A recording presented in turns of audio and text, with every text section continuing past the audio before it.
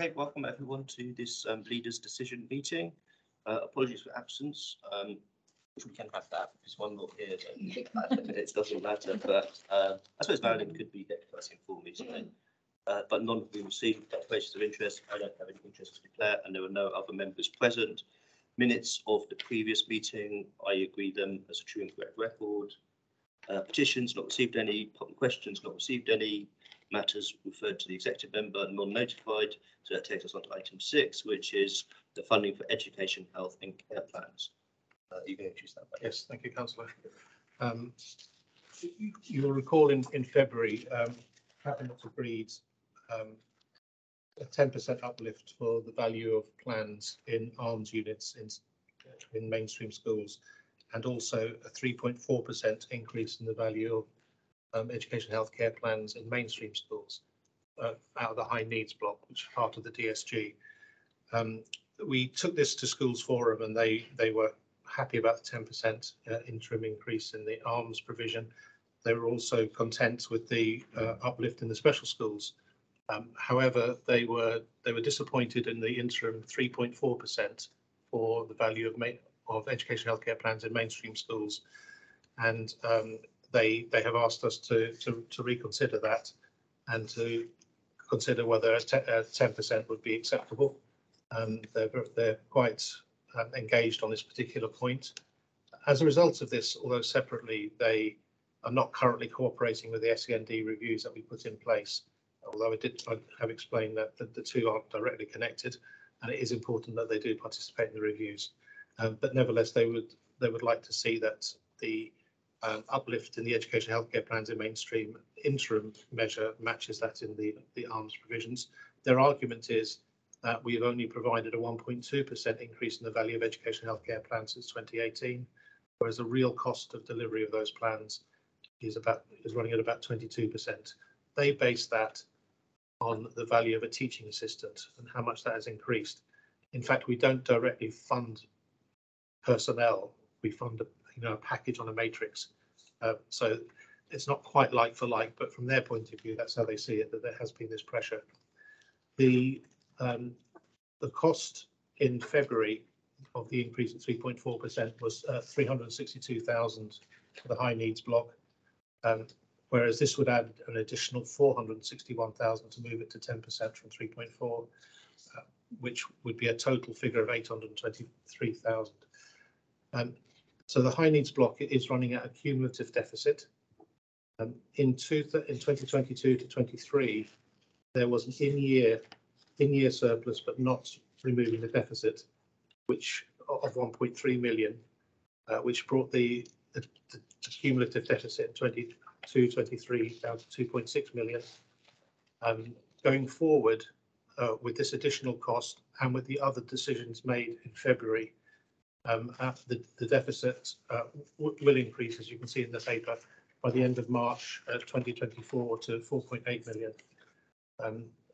There are several factors that add to that deficit.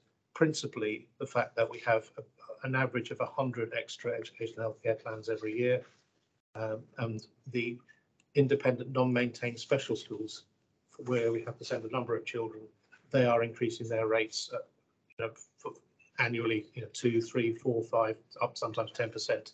So that's an additional cost to us. We have been trying to make mitigations in this area. We have several strands in our deficit recovery plan, and they are making savings for us, but they are not currently sufficient to fully recover the deficit.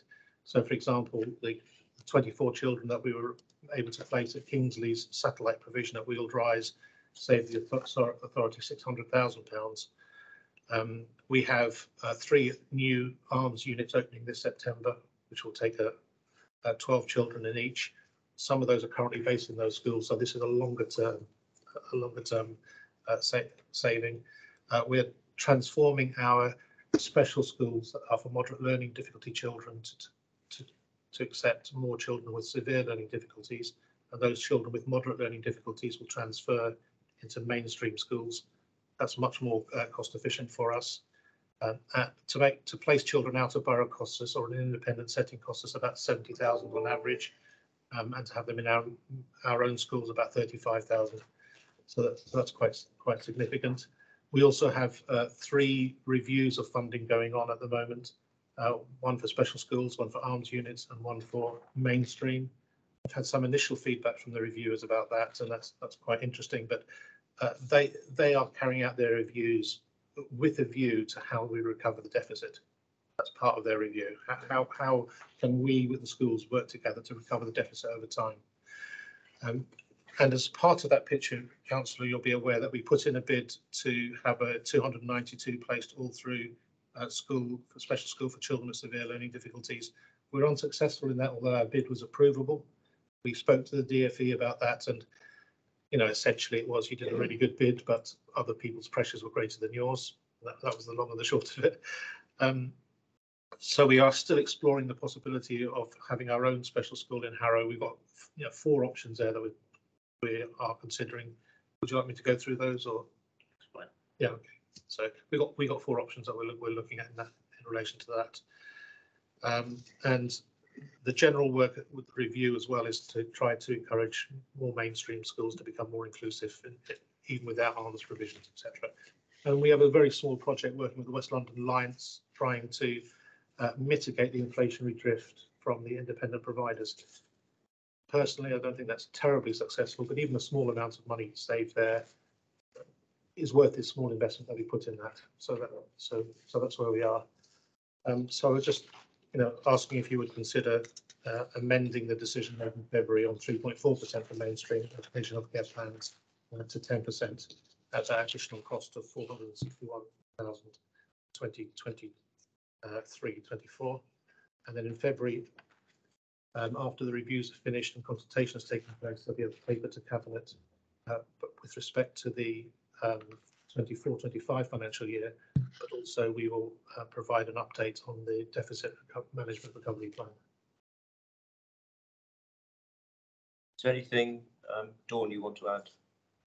No, happy. We've been through this extensively with Paddy and David, and we're happy with this. So what's the cost for this year? 461 additional to the amount we've already agreed in February. Okay, that's okay. Just to point out that in paragraph 46, it refers to the table in paragraph 43. It was actually in paragraph 42. But obviously it got renumbered.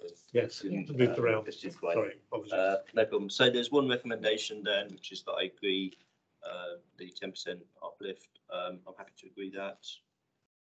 So that's agreed. There's no other business, so I declare the meeting closed. Thank you, Councillor. Thank you. Thank you. Thank you. Thank you, Dawn. Thanks, Dawn. Recording stopped.